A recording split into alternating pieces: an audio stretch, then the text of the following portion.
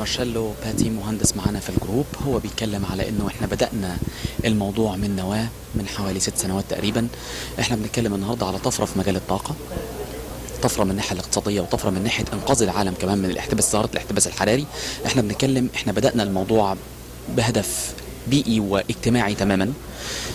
حتى كمان الاسم للشركة الجلوبالي او الشركة المالتي ناشونال كومباني اسمها سيجوان ستوب جلوبال وورمينج ناو، نوقف ظاهرة الاحتباس الحراري.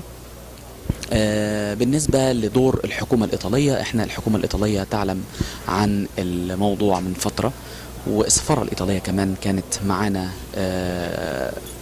بعدة تسهيلات، يعني من ناحية الأدبية على الأقل.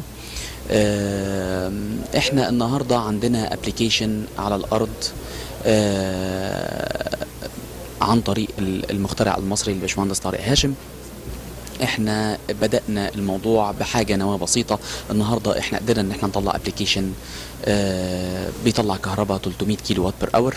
فاحنا متوقعين ان شاء الله الايام الجاية دي ان احنا نقدر نطور في الموضوع ونقدم للعالم كله خدمة مميزة من ناحية الطاقة ان شاء الله.